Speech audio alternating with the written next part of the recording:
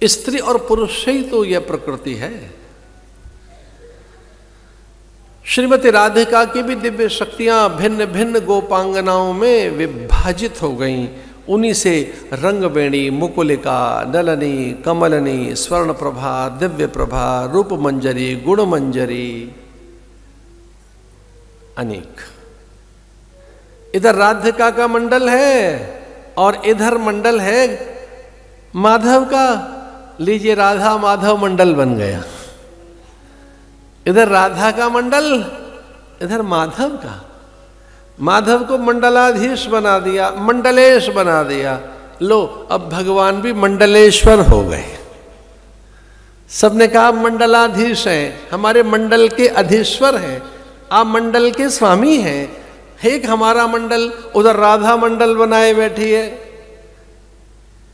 राधा भी मंडलाधीश हो गई, अधीश्वरी हो गई, रासेश्वरी हो गई, रास की स्वामिनी बन गई। रास्य की, लास्य की नहीं, लास्य नहीं,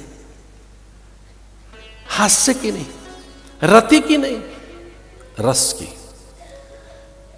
इसलिए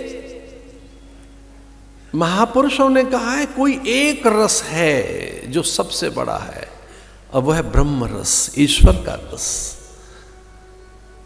रसो व सह। प्रस्थानत्रयी का अभ्यास करने वाले महापुरुष ये रोज ही विचार करते हैं। प्रस्थानत्रयी करते हैं गीता, ब्रह्म सूत्र और उपनिषद। तो ब्रह्म सूत्र, गीता और उपनिषदों का पारायण, पाठ और श्रवण करने वाले साधक प्राय का स्मरण करते हैं रसो व सह। वो रस रूप है। अगर उसमें कोई रस न होता, माधुर्य न होता, पूर्णता, मुग्धता न होती, तो भले ही कैसा ब्रह्म होता। इतना रूखा सूखा ब्रह्म लेके करेंगे भी क्या, कि जिसमें रस ही नहीं है, आमोद विनोद प्रमोद ही नहीं है, और इसमें उल्लास नहीं है, तो ऐसा भी भगवान क्या। इतना रूखा सूखा कि किसी चौथे, पांचवें, छठे, सातवें, आठवें पता नहीं कौन से आसमान पे अटका है, कहीं किसी आसमान में अटका है। हाँ, आदर अनादर नहीं है किसी का, पर कुछ लोग ऐसा कहते हैं किसी एक आसमान में कहीं बैठा है। कहाँ, पता नहीं कहाँ है, कहीं वो दिखता नहीं है। यहां तो दोनों धाराएं, निर्गुण धारा, सगुण धारा। यह दो धाराएं, साकार धारा, निराकार धारा। और एक आनंद की बात आपने अनुभव की होगी, सगुण भक्ति ही निर्गुणता की ओर लेकर जाती है। सगुण से ही निर्गुण भक्ति होती है, निराकार से ही साकार से ही निराकार भक्ति होती है। आपका वो स्वामी फिर सर्वत्र दिखाई देने लगता है। तो इधर रासेश्वरी रम्या, रामाच परमात्मना, ईश्वर स्वयं रास रूप में, रस रूप में, नृत्य के रूप में, आनंद के रूप में इधर आ गया। तो मैं ऐसे एक निवेदन कर रहा था कि हमारी संस्कृति में परमात्मा इतना रूखा सूखा नहीं है, उसे रास भी करना आता है, और रस रूप है। संतुष्टो ये न के नचित। अगर आप संतुष्ट नहीं हुए जगत से,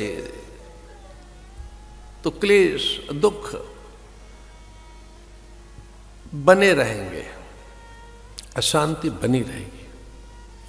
संतुष्टो ये न के नचित। और मन कभी संतुष्ट नहीं हुआ, कभी तृप्त नहीं हुआ, उसमें एक असंतुष्टि, अतृप्ति बनी रहती है।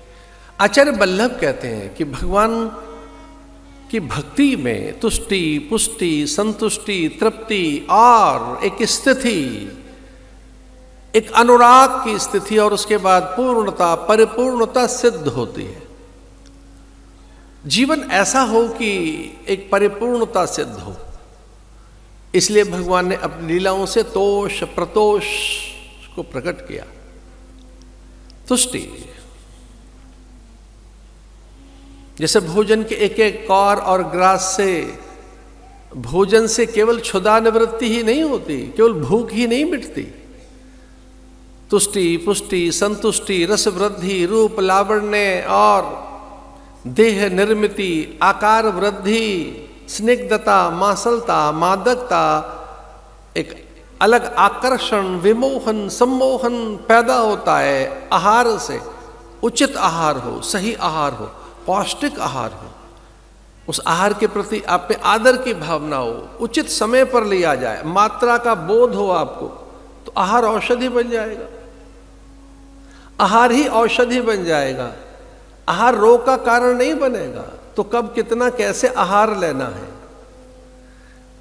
आहार में जल कितना लेना है, उसकी मात्रा कितनी हो, आहार भी हो तो स्निग्ध हो, सरस्य हो, रसपूर्ण हो, आहार में रस कितना हो, जल कितना हो, दूध की मात्रा, फल शाक की मात्रा कितनी हो, उस अन्न की प्रकृति में उसे आंच तपिश कितनी मिले, वो चबाने योग्य है, पीने योग्य है, चाटने योग्य है, या ऐसे ही वो कौर कौर ग्रास ग्रास कर कर उसे संपूर्ण लास्य विधि से ग्रहण किया जाएगा, जैसे अवलेह कहते हैं, वैसी भक्ति, वैसे साधन। अनेक प्रकार के साधन ऐसे हैं जो हमें संतुष्ट करते हैं, सहज कर देते हैं। केवल आध्यात्मिक गलियारे में ही आपको संतुष्टि मिलेगी, यही सुबलता अनुभव होगी, यही बल अनुभव करोगे, यहीं से जय अनुभूत होगी। जब तक इंद्रियों को नहीं जीत लोगे, विजयी नहीं माने जाओगे। कोई भी पराजित कर देगा, कोई भी आपको जीत लेगा, कभी भी। और अगर आपने अपनी इंद्रियां जीत ली तो कोई परास्त नहीं कर सकता, कभी भी। न कोई रूप, न धन, मान, प्रतिष्ठा, ऐश्वर्य, कोई भी पदार्थ ऐसा नहीं है जो आपको भटकाए, आप में अपूर्णता, अधूरेपन का ज्ञान करा दे, आप में लज्जा, ग्लानि और हीनता का बोध कर दे। फिर संसार में कोई पदार्थ ऐसा नहीं। बड़े बड़े पद बहुत छोटे से दिखने लगते हैं, बौने से, बहुत उनके कोई आकार ही नहीं रह जाते, वो क्षणिक दिखते हैं, वो तनिक से दिखते हैं। अरे जिन्होंने संसार भोग लिया वो राजा ही तो सन्यास लेते थे। यह सन्यास केवल भिक्षावृत्ति नहीं है, दैन्य नहीं है, हीनता अल्पता नहीं है, न पलायन है, न नैराश्य है, न यूं ही अज्ञानता में अपनों से मुंह फेर लेना है, यूं ही गेरुआ लपेट लेना है। इसे संसार के अनेकों राजा अनेकों युगों तक धारण करते रहे इस व्रत को, अनेकों, एक नहीं अनेक आश्रमी व्यवस्थाओं का किंचित ज्ञान तो करके देखें आप, कि वे वानप्रस्थ लेते और फिर एक काल में सन्यास। अनेक राजा इस देश के,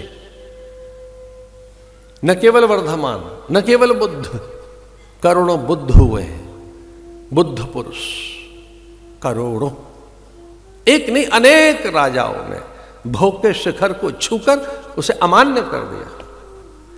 ये रीते हैं, व्यर्थ हैं, थोथे हैं, नीरस हैं, अपूर्ण हैं, अधूरे हैं, इनमें तृप्ति नहीं, इनमें संतुष्टि नहीं।